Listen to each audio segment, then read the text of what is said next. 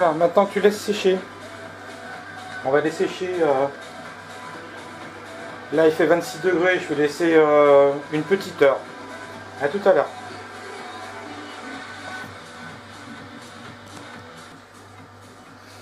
Bon, en fait, Nico, l'idéal quand tu as passé l'huile de lin, enfin la peinture avec l'huile de lin, c'est pas une heure qu'il faut attendre, je ne me souvenais plus, c'est laisse une nuit entière. Une fois que tu as laissé une nuit entière, tu prends des bouts de t-shirt, c'est ce qui va de mieux. Tu imbibes un petit peu d'huile de lin, très très légèrement. Là j'ai commencé quand même un petit peu, mais je l'ai fait trop tôt parce que là il n'y a même pas une demi-heure. Et en fait il suffit simplement de caresser, vraiment de caresser dans le sens de la descente parce que le rotor fait un flux vers le bas. Tu caresses simplement. Voilà. Donc tu nettoies sans appuyer, le surplus. Voilà. Par contre, il ne faut pas hésiter tout le temps de tourner ton chiffon de façon voilà, à enlever.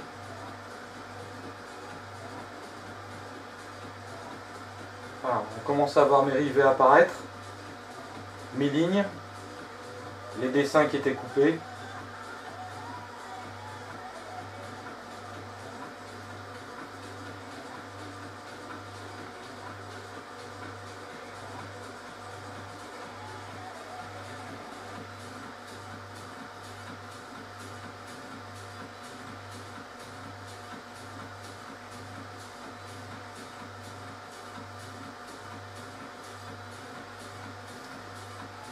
C'est super long, je te cache pas que quand tu as fini un fuselage, tu es bien content. Et bon, ça a de la gueule. Une fois terminé.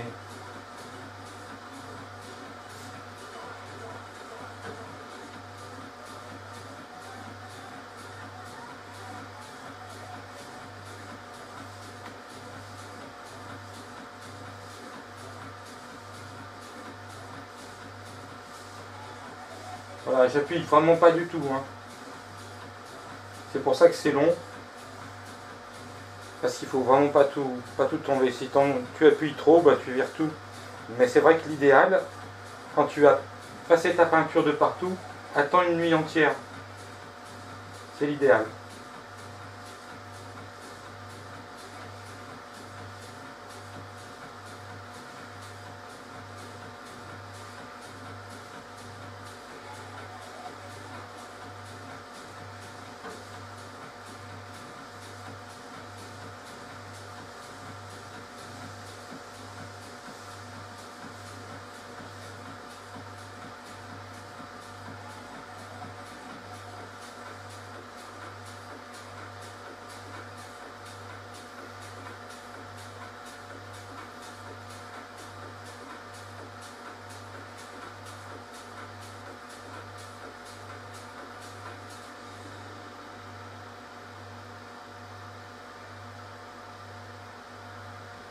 Alors là, je le fais sur mon 412, mais je vais le repeindre, donc c'est pas grave.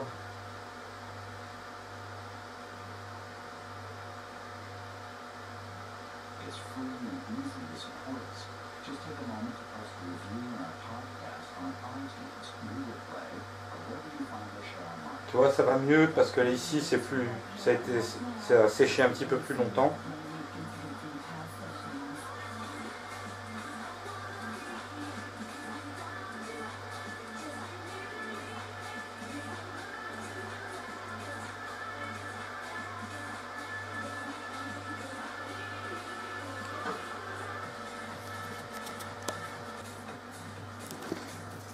Voilà Nico. Bon, en gros, j'ai pas tout fait en vidéo. Hein.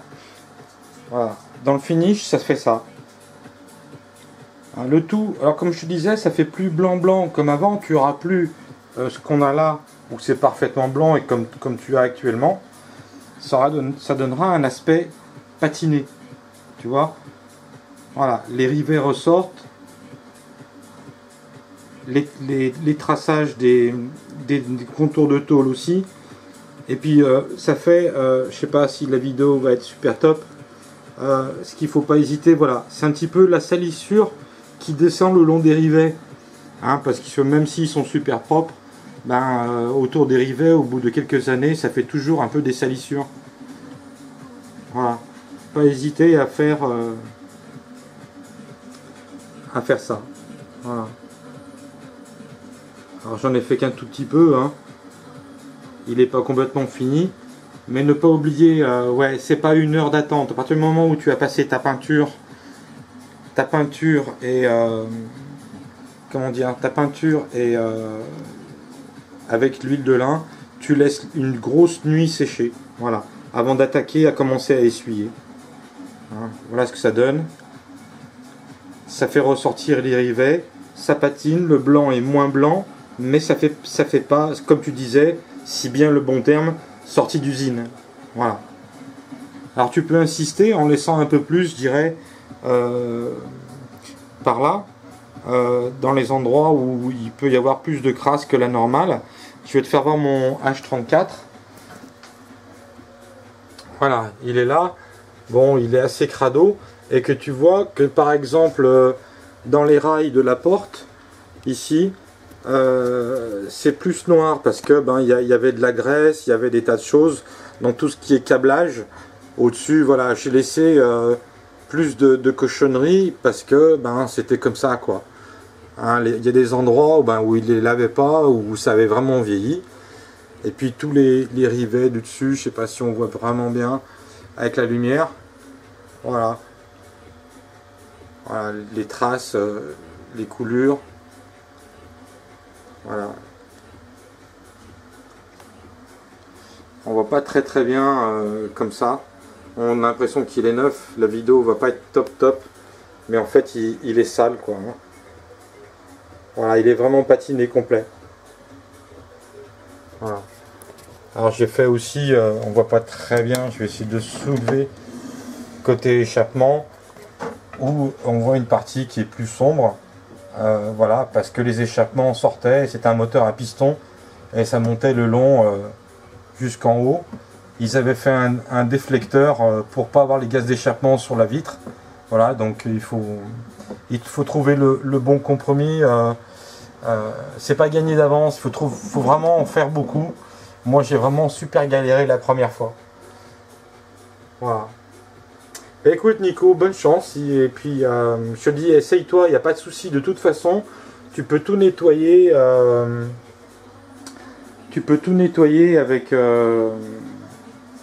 Avec de l'essence de térébenthine. Si tu te loupes, tu peux tout nettoyer. Donc il n'y a pas de souci, n'aie pas peur. Le vernis, il n'y a rien qui l'attaque. Voilà, un peu plus près de ce que je viens de faire. Mais ça a été vraiment du rapide. Hein, je me suis pas. C'est pour te faire voir en gros comment je faisais. Voilà. Hein, ça fait sortir quand même les rivets plus que la normale quoi. Hein. Voilà.